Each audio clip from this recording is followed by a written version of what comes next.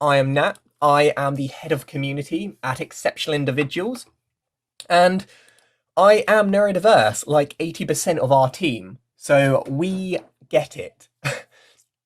And ADHD, though it's not something I am personally diagnosed, I have dyslexia and dyspraxia, there's a lot of the characteristics which I personally resonate with. Also, I work with people with ADHD every single day, and a lot of my family members are. So, fingers crossed, I can shed some insight, and I love history. So, Lawrence says, I'm a teacher. I want to better understand the difficulties some of my students may face. Nice. Oh, and Angela from Germany. Great. Well, today is going to be focusing on the history, and it's been a long old history. And though we will be mentioning some of those things just for expectations, I'm not going to be going into that type of detail, but we do have another webinar on that. But I still think you'll benefit. Oh, I'm actually from Malaysia. Nice. It's kind of hard to get diagnosed from here, so better understanding completely. Dyslexia, dyspraxia, autism, ADHD, all these things are a few of my favourite things. But honestly, these are the things that exceptional individuals and employment specialists for neurodiverse people specialise in the UK, though we do support the whole world. So get in touch if you're employed or looking for employment. That's our specialty. All right, thanks. Okay, and we've also got Mary, a second year occupational therapy student. Lovely. Here is a brief history of ADHD. There are parts of ADHD that I haven't included for various reasons, but these are the things which I thought stood out in terms of really defining it. So, what is ADHD? Attention Deficit Hyperactive Disorder. It comes under neurodiversity or neurodivergence, and it's had a little bit of a complicated relationship with its name. It's always been changing. Will it change again? Who knows? But currently, we've seemed to have hit a final name, for now at least. So, the first thing I want to include, and we're going all the way back to 1847. Yeah?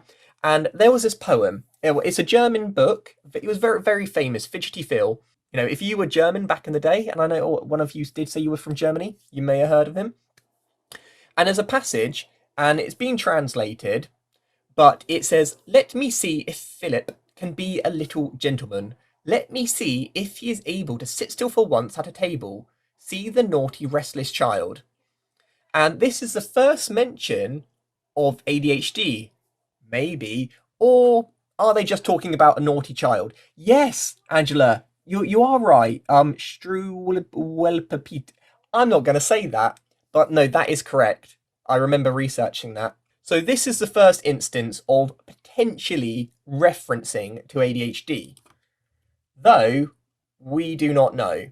So I want to ask you, do you think from that short passage, do you think Fidgety Phil is describing ADHD, or is it just a naughty child? And we will be talking about naughtiness as we go on, because as we all know, ADHD does have a bit of a bad rep for being continuously linked to a naughty, often a boy, in the back of a classroom. So one has said ADHD, no one thinks naughty child, unable to say. And I think, psychiatrist, yeah. Yes, you're right. And we just can't tell. Sometimes, and if any of you have attended previous webinars on our pop culture series, do join if you haven't in the past. We can't tell. A lot of the time, we're always looking for a community, something to relate to. And you might, for instance, if you were born around that time and you had similar kind of attributes, you might have connected. I know growing up, I connected a lot with Dennis the Menace because I was always a mischievous little scamp getting up to no good. And, you know, whether or not he has a diagnosis, whether Bart Simpson does, because you'll notice I like The Simpsons, you can't say, but sometimes it might not always matter.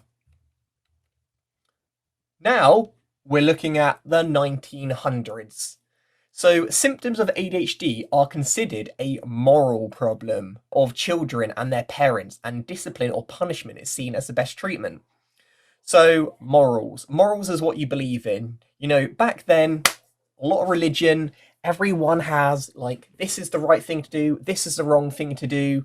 And for all the people who just misbehaved, went against the status quo, didn't want to follow in line, potentially you had ADHD, though it wasn't called that at the time. At the time, it didn't actually have a name. There was many different things it was called, but they were probably referring to what we now understand. A bit like misdiagnosis of mental health. Yeah. There is a Simpsons episode where Bart is diagnosed with ADHD. Thanks, April. Very true.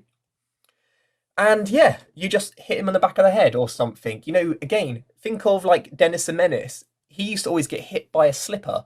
The police sergeant who would always tell him off was called Sergeant Slipper. So you'll notice there is a sad link between abuse and ADHD.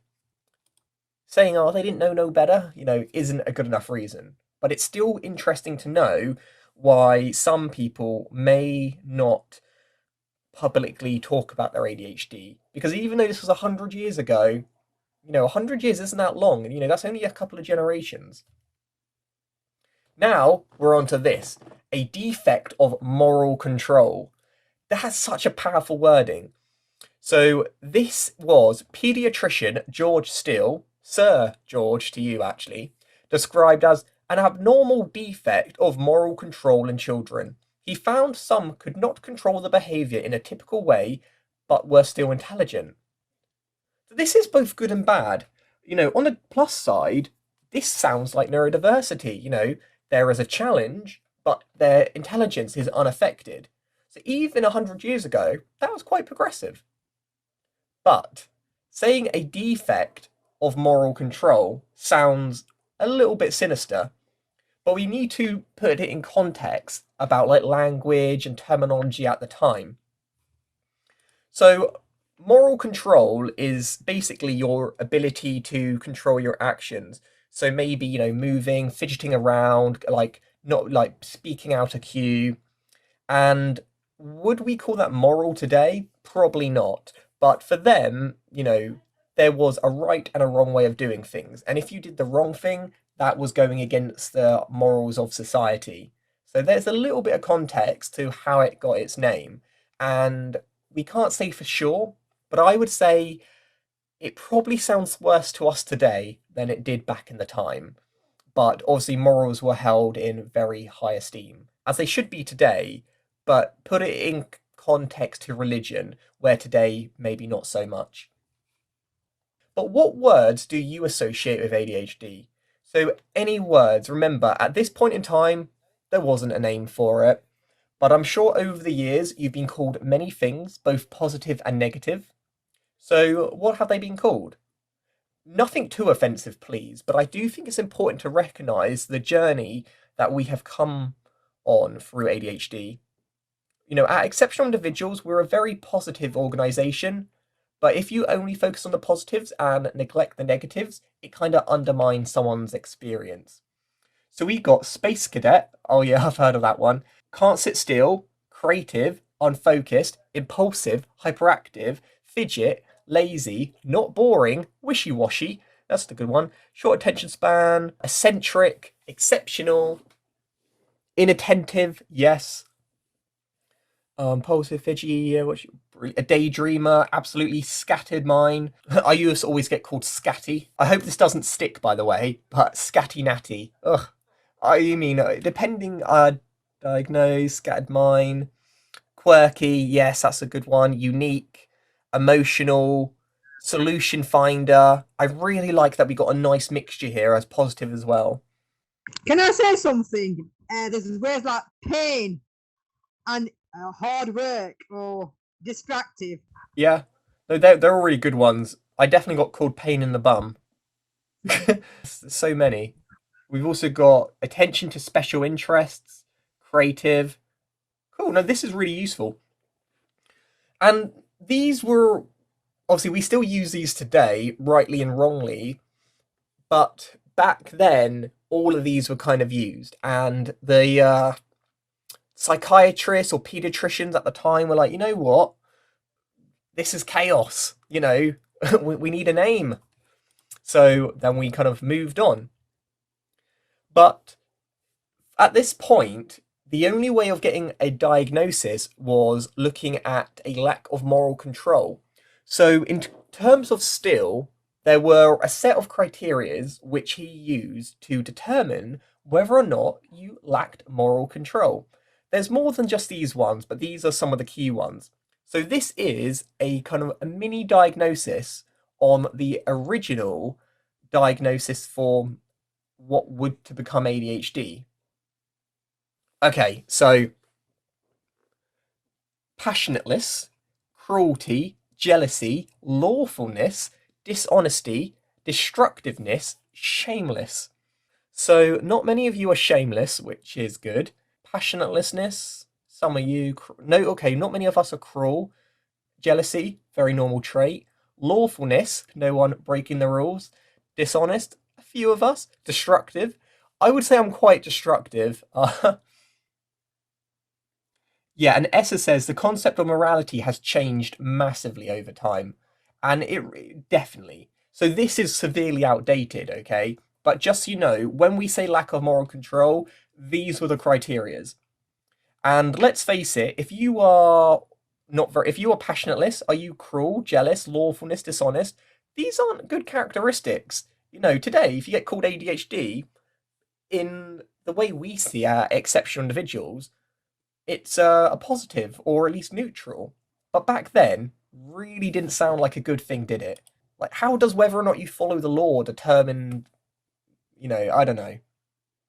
And as you rightly said, it varies across the world. But I'm pleased to say, if we're taking this group as a whole, we all have good moral control in the eyes of Still. But I think we can also agree a lot of these just sound like children, And we will get onto this a bit, that a lot of the characteristics of ADHD just sound like youth. And because you do not see some of these characteristics as much, maybe, in adults, ADHD doesn't exist in adults. But we will get onto that in a little bit further. Sanjana says, depend on parenting these days. Children run riot over parents. That's another important point, actually. Nature versus nurture. How does ADHD even come out? So now we're on to 1919. And now we've got influenza. A massive pandemic. It's not a nice thing. No one's having a good time. So survivors, or some of the survivors of the influenza pandemic, couldn't possibly relate to a pandemic, could we? Developed encephalitis. I can't pronounce that word. Encephalitis. Thank you. Encephalitis, and showed symptoms of ADHD. ADHD is blamed on brain damage. And Katie says some of those traits can be heavily influenced by peer pressure. Absolutely. So now ADHD, remember, this isn't what it's called, but we'll use that name, is brain damage. So if you've had brain damage, maybe you got ADHD, and we're talking minor brain damage. No one was saying it was like severe, but it was definitely something which people picked up on.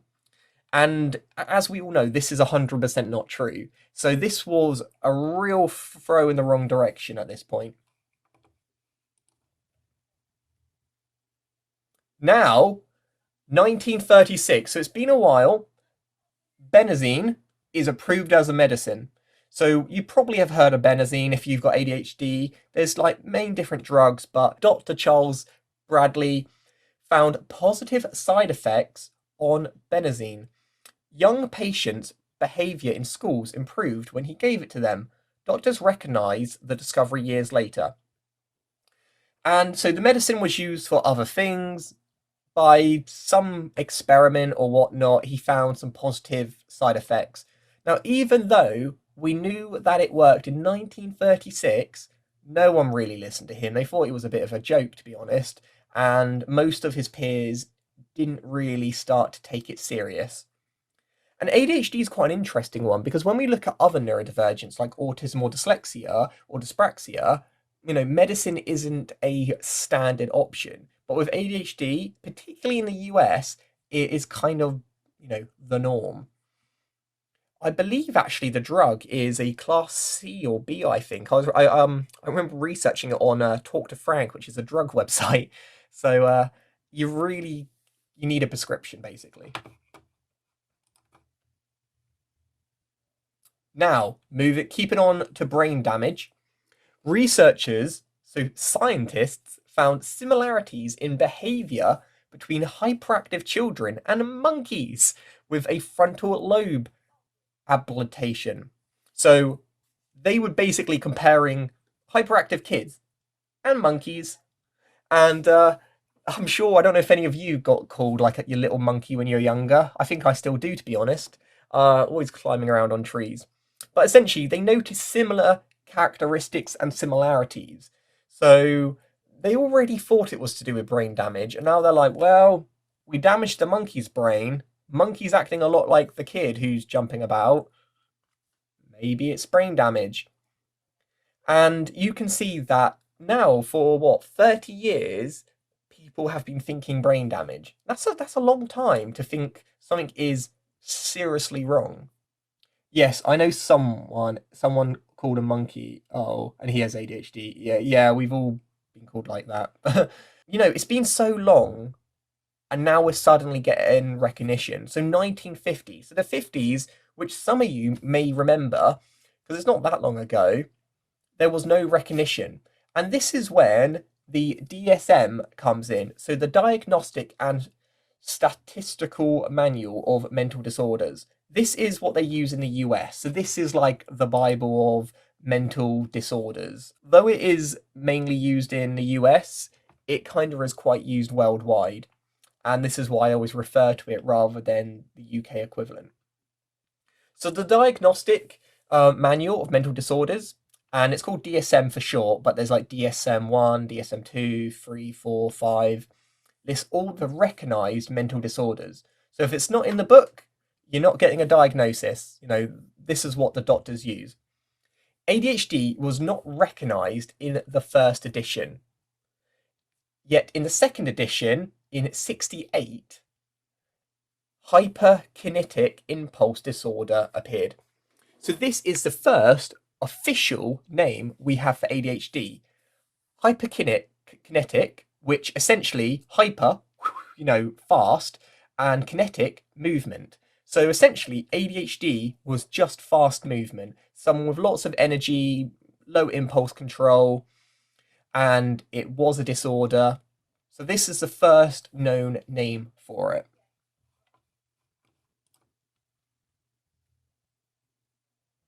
Now, everyone's favourite, Ritalin. So Ritalin is by far the most used drug for ADHD. So 1955, this is when it came on the market. And it's a stimulant and a medication used to treat ADHD. And there's some really good documentaries around it, but this has been a bit of a pandemic in itself, spreading across like the US and even in the UK, where if anyone was struggling to focus, like in exams, whatever, they were just dishing out. However, if you do not have ADHD, it's really not a good thing to take for many, many reasons.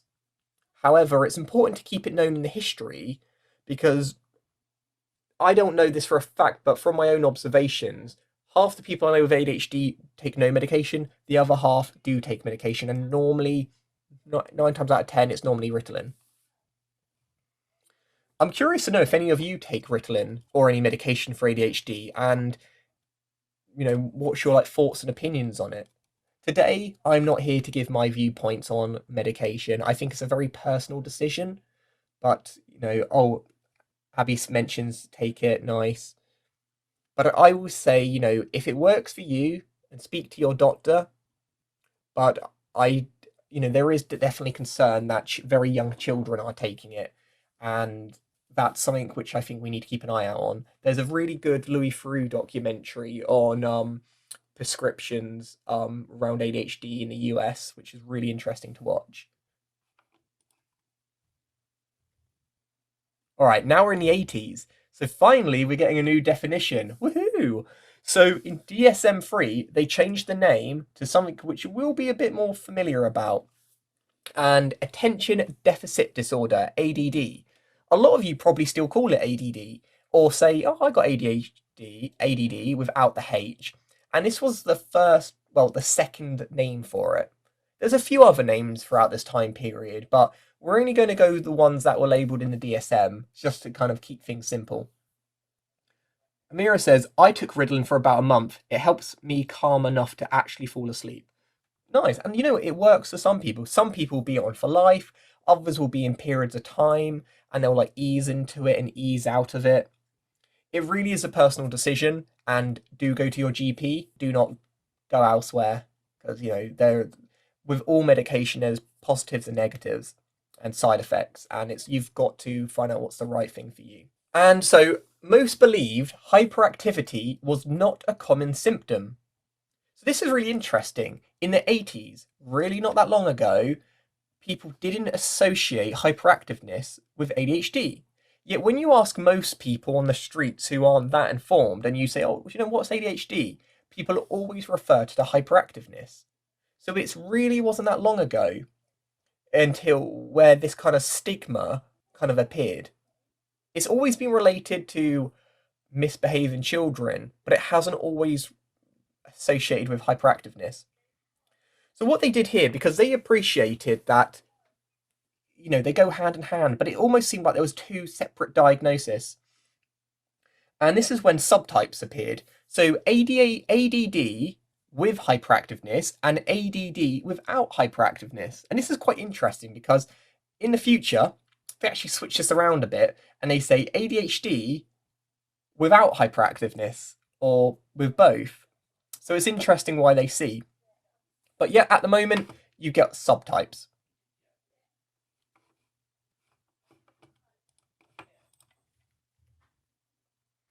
Moving on to 87. One name to rule them all. I'm actually reading Lord of the Rings at the moment, so apologies a subtle reference. So in the newer version of the DSM, upgrade, always upgrading it, they removed the subtypes. The name was changed to ADHD. 3 symptoms were combined. So if you are inattentive, impulsive, and hyperactiveness, that's essentially the baseline, and you'd get ADHD.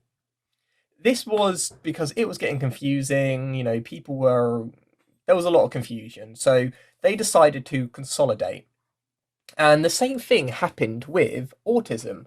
So you may be familiar with Asperger's or high functioning, classic. And then it's like, you know what, this is just a bit much and we're not doing a great job at diagnosing people. So they condensed it into one. So quite similar on that front.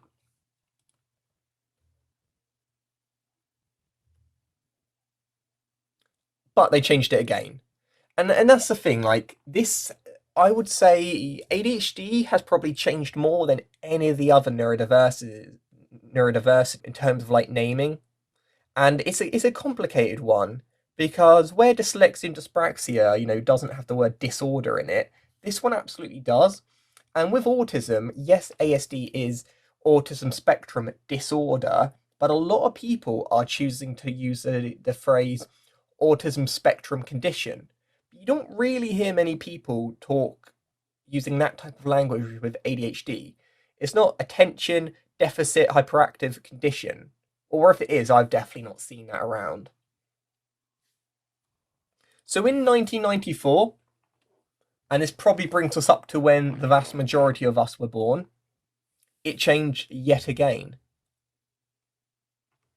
So it changed to subtypes. So it was ADHD dash predominantly inattentive ADHD, predominantly hyperactive impulsive ADHD, or combined ADHD. So predominantly, which means it's the biggest factor, inattentive ADHD. So maybe like that lack of social awareness, you know, inattentive, like people could in one ear, out the other ear, struggle to like stay engaged, that type of thing. The next one was predominantly hyperactive impulsive. So this is you need to move. Where one is about concentration and engagement, the other one is about like kind of like pent up energy And this is your stereotypical ADHD, which most people think about. And the last one, combined ADHD, this is when your inattentiveness and your hyperactiveness are, 50-50. They're not one or the other is the bigger deal here. And combined ADHD is the one that was most commonly diagnosed, as well as hyperactiveness. But interestingly enough, the inattentiveness got diagnosed less, even though here most people resonate with it. And that's because it's more seen in females than it is males. And a lot of the tests that were done for ADHD were created from a male perspective. And as a result, lots of women, girls at this time, were not diagnosed. So this is why when people thought of ADHD, they thought of hyperactiveness, even though a lot of people didn't show their hyperactiveness, they just weren't getting diagnosed or recognised properly. And sadly, that's still the case today. Sorry, could you just repeat what the three are? Sorry, could you? Sorry about this. Can you just explain the three again? I can't catch everything. Oh yeah, so all I'm saying here is, back in the 90s, they went back to the subtypes. So they had subtypes, and they got rid of it. Now they brought it back. So there was 3 types of ADHD. One's where you struggle to concentrate, another one where you struggle to stay still, and another one where it's a mix of both of them. And they wanted to do this so it better reflected, because let's face it, like, if you aren't demonstrating the stereotypical hyperactive ADHD, a lot of people will not recognize you as ADHD, and that was one of the main reasons. But due to this new diagnosis, and essentially, rather than taking the criteria of 1 and they've now duplicated it to 3, there was a massive climb in diagnosis, and there's so many reasons why this was, but people say it's skyrocketed. If any of you are able to remember, everyone was talking about ADHD, like, oh, it's a pandemic, it's all going down, TV, Xbox, video games, everything. But I'm curious to know from your perspective, why do you think there was a dramatic increase in the 90s? We went from ADHD being a very rare condition to now being as common as 1 in 100, if not more. Nicola says, I think a lot of females don't get the combined type because hyperactivity is only viewed outwards, not in the mind. That is very true, and you obviously can have it internally. Lisa says, agreed, Nicola, sounds like my daughter. Yeah, you can be hyperactive in your mind, for sure. S, it's fascinating how the same condition can result in 2 extremely different behaviours. Absolutely. And if you're only looking for one type of behaviour, of course you're going to miss some people. More awareness in the 90s? Such a good point. So we've got more people becoming aware of ADHD. Our MMR injections. Ooh, controversial. Awareness information. More understanding of the condition. Additives in soda drinks like tranazine cause hyperactivity. Diagnosis criteria was widened. More awareness and people's voices are accepted/heard. More classification led to diagnosis. Okay, I've only realised it could be in the mind very recently. Well, all of your answers. Oh, Big Pharma realised how much money they could make from it. Interesting. All of these are right, apart from the MMR one, but that's definitely what people thought. So there's so many reasons. So for one, it was being more widely talked about. It was a thing to do with class. So say if you were a upper class citizen and your child was misbehaving, saying you're a bad parent wasn't going to fly. So saying, oh, they've got a disability was more socially acceptable. It was more that, potentially some people blamed it on more violent content. Other people blamed it, on doctors having a more relaxed approach and less strategic assessments. Other people did do it on money. It was a lucrative business. It allowed people to have more support and assistance at school. It also allowed them to get different medication, which helped studies. as we mentioned with like Ritalin and that, do not take it if you're not prescribed it, but people do take it even if they do not have ADHD to help them concentrate in exams. There are so many reasons, but I would say the main one is awareness. But was it taken a little bit too far? Possibly. And that Can has I, had can a I big say, damage. Oh yeah. sorry, can I say something? I think people are mistaking using the word hyperactivity because of the fizzy drinks people taking. Like same with depression, I think it's a culture thing. You think I'm depressed, but Yeah. depression is a big word, and I think it's a culture thing. You get used to people saying, "Oh, you're being very hyper," and it's just very commonly used. But it's used in the because it's used in the wrong context. It's easily confused with people who are actually hyperactive. Oh, you are absolutely correct there. It becomes like a synonym. So every time someone's hyperactive, or you has an energy drink, like, ugh, you got ADHD, or if someone's a bit fidgety or swears a lot, you say, oh, you've got a bit of Tourette's today. Or if someone is really cleaning themselves, like, oh, you're being so OCD. These terms are being used horrifically wrong, and this was very common in the 90s. It's partly generational as well, because back in the olden days, people just didn't talk about it. Especially men, with a stiff upper lip and just get on with it. Yeah, absolutely. And I think since the 90s, or well, actually forever, people are getting a lot more progressive. They are like changing their understanding on what it means to be a man or a woman, and we're easing up a little bit. So essentially, in the 90s, massive increase, many reasons. Internet love the class definition affects so many diagnoses of disabilities. Yeah, it really does. And there is a massive thing. Like if you look at, like, sadly, like minority groups in the UK from like BAME, like a Black, Asian, minority, ethnic, there's a smaller representation, and it's because it's expensive to get diagnosed, and conventionally, if you're white in the UK, you probably have a higher income. It's not nice, but that tends to be how it is, and as a result, there is a misconnect in terms of the truth and what we have on paper. Nat, can I add something? It's Oh, Anya. oh, Anya, please do. Yeah, so I've been diagnosed with ADHD back in Poland about 30 years ago. I had severe headaches. I was checking to hospital, I had MRI of my brain, and then they told me I have been born hyperactive. But it completely disconnected with how I was. I was very shy, withdrawn, and they didn't offer any support. I've been in UK for 16 years. I studied counseling. I actually set up Polish community organization, so I have more experience professionally as well.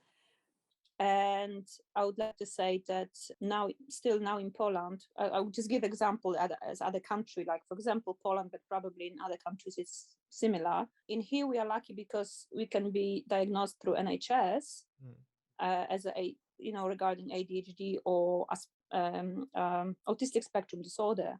In my country, as far I've been informed, still it's only available for the free of charge tests are available only for children, as if like when you turn 18 should be gone.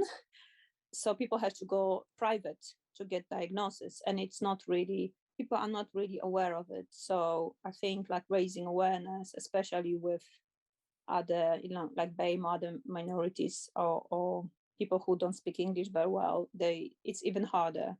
So I think it's a very, very vital point you mentioned about other nationalities living in here or in other countries. Thank you so much for that insight, and that's really interesting.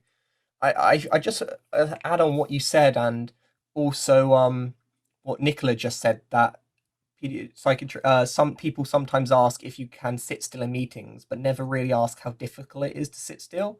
So I think a lot of the time, it people just assume it just disappears when you become an adult, which it doesn't. But what tends to happen is a thing called masking, and this is when you learn to adapt to life.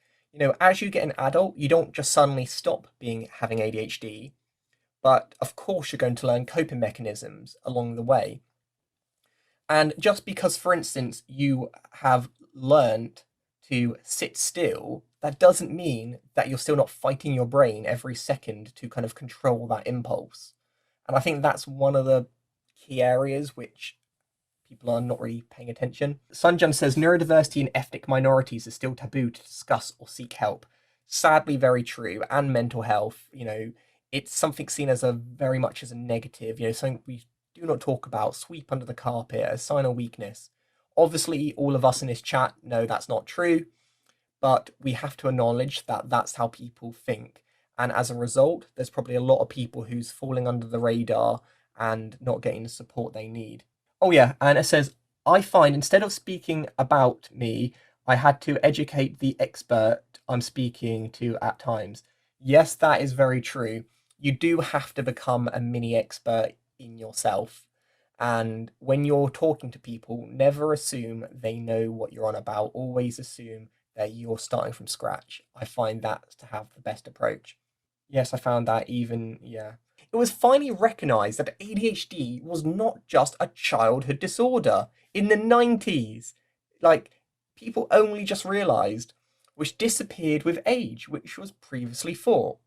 And again, this is just because it changes. The same reason why girls weren't as heavily diagnosed was the same reason why they thought adults no longer have ADHD. Just because the very, very narrow criteria on what they were using to, like a tick box, to sign whether someone had something or didn't, no longer added up. You're like, well, you're not jumping on the sofa anymore. I guess you don't have ADHD. No, you're just controlling it. But that still doesn't take away from the stress, the burnout. We all, when you're sad and you put on a happy face, yeah, you can do it, but it's exhausting. And that's the thing with a lot of adults who are neurodiverse. Yes, they might be functioning on the surface fine. They're doing their job, they're getting on with their life, but that doesn't mean that they aren't using extra resources in the mind compared to other people, which can result in burnout. In Germany, awareness for adults, 2003. Wow. So even later, that's ridiculous, isn't it? It is very exhausting. With health professionals state that you are articulate, they miss that you're trying to explain to them. Yeah, I don't want this to be a big boo on health professionals, because I know they're doing amazing jobs, but I think it's worth appreciating that things are continuously moving and shifting, and a lot of the time you've got a book. This is your Bible. You have to follow it. So it's a tough one, but we are making progress. I would like to ask any of you who do have ADHD, or maybe someone who you know, what age did you or someone you know get diagnosed? And this will be interesting to know, because we are noticing more and more later diagnosis happening in recent times, but you'd suspect the majority to be in childhood. Just clear more awareness and education is needed.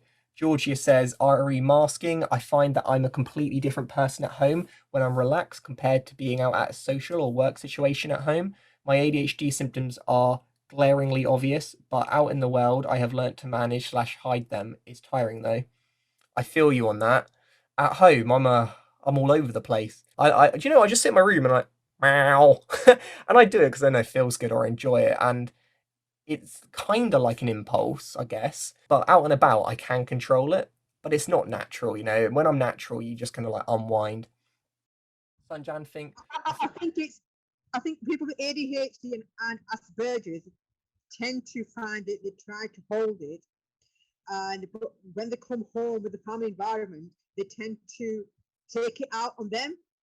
And I think because of both combined disorders, it's some way of releasing your tension and anxiety. And I think it's common in children and probably in adults.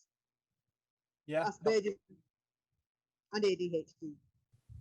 Well, that's a really good point, and I think definitely truth in that.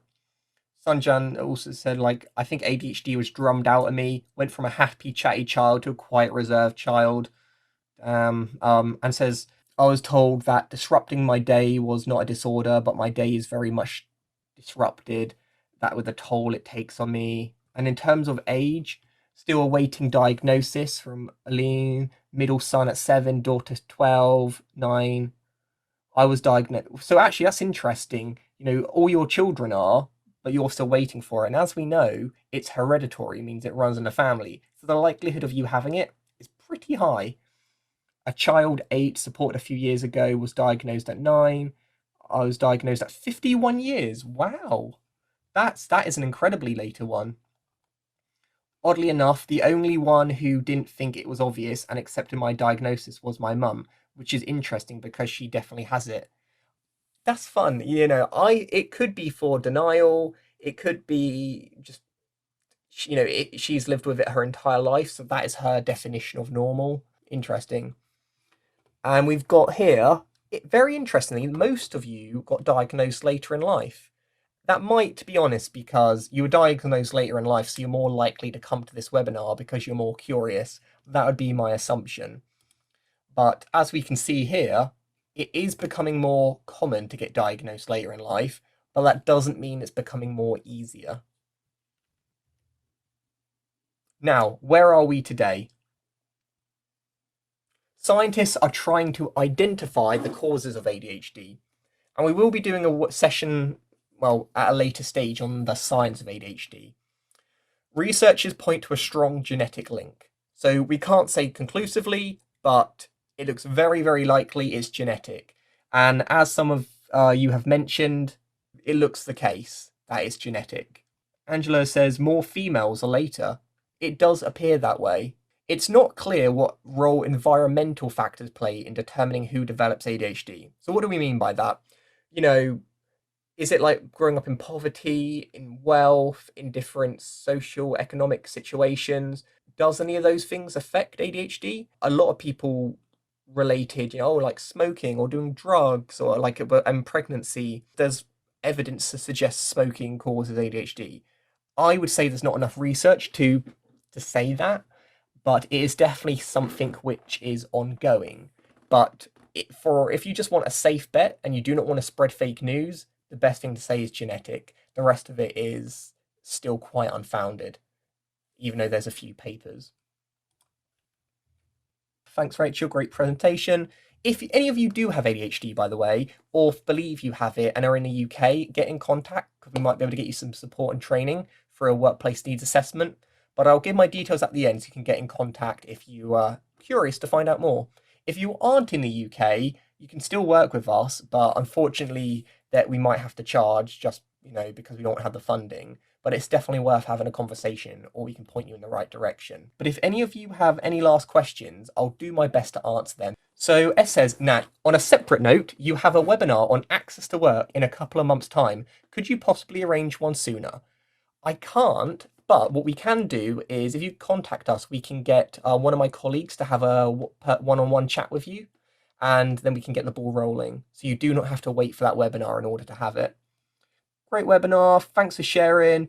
See you on the 26th. Nice stuff. All right, brilliant. I like your presentation and I understand you very well. That's what I like to hear. Well, in Matt, that case, can yes. I just, it's me again. Oh, it's my ADHD. I always have questions. It's Anya. My health is getting worse, but I would like to share something. And I attended your workshops quite regularly. My health got worse because I was prescribed antidepressants and I felt this is not depression, and they lowered my blood pressure. So I'm almost like all day bedbound. I have no energy whatsoever. And it's ongoing for 1 year now. It's getting worse. But I discovered something called POTS, and I've been investigated now with cardiologists. But I would just want to share this because I would like to ask you for any suggestions. I'm planning to write you email. I'm not able to sit by the desk now anymore because my blood goes to the legs and I feel dizzy and I fainted a few times, so it's hard. So my question is about, is there anywhere I can find information about, like a deeper, like connections with ADHD and other problems like blood pressure, chronic fatigue? I know masking takes a lot of energy. It's my whole life. And I'm a high achiever. I run community organization. I'm helping other people, but so I've been doing a lot. And actually, I would like to say that a pandemic made worse my ADHD because I cannot do things that bring me dopamine. So it's been really, really hard now. So I wonder if you have any suggestions, any places I can get more information, even for my GP to present. Yeah. All right, well, Anya, I appreciate the question, and it's a really relevant one. If you are neurodivergent, the likelihood of having another co-occurring condition is significantly higher. So normally having something else is not unheard of, very, very common. And having all those things like you mentioned, like fatigue, low energy, like depression, those sort of things are incredibly common. So they do kind of go hand in hand, even though they're not directly related. In terms of where to go, it's not currently live yet, but we will have a webinar that I'm currently planning called Comorbidity, or which is about how things work together. Where I get my research from is if you go onto like Google Scholar and look up academic papers, I'm not going to lie, it's a little bit boring and dry. Well, it's only boring if you don't like those things, but it's the best place to go because the information you're looking for is really quite niche and you'd want to get it from as an official source as possible. You're not going to just find it on an average website, I would say. Yeah, it's quite hard. I mean, English is my second language, and with brain fog, which I'm experiencing now, it's quite hard to read even book. I'm not able to read one page of the book. So it's all, mixing up and dealing with job center and stuff. It's just like all together. But anyway, I don't want to take more time. When I will be able, I'll write you email to Oh, no, connect. thank you. Please do. And we can always have a chat. And as Nicola rightly said, do talk to your doctor. Living like that, even with ADHD, isn't normal. If there's something else on, maybe they can adjust medication, they can look at other areas. I am not a doctor, but I do think that educating yourself is great, but always remember that a doctor can put everything into context. Otherwise, we're just diagnosing each other left, right, and center. I think talking to your GP is really useful as GPs aren't experts in it, okay? So a lot of the time you've got to like speak to a few different people. At Exceptional Individuals, we're specialists of supporting neurodiverse people find good employment. We aren't specialists in the medical side of things. But if you are completely lost and not sure where to turn, you're always welcome to contact us and we can point you in the right direction. Next week, on next Thursday, same time, we've got a webinar on autism in pop culture. If any of you are interested to see how neurodiversity is represented, do get in contact or just go on Eventbrite and type in Exceptional Individuals. And in terms of how to get in contact with us, here we are. Here's our email address. My name's Nat, so just type in NAT at accept.uk if you want to contact me directly. But if not, my team are very, very capable and will be able to support you. So thanks all. Thank you so much for attending. It's been a lovely webinar. Really enjoyed creating it and talking with you all. And thank you for sharing your personal experiences. All right, bye all.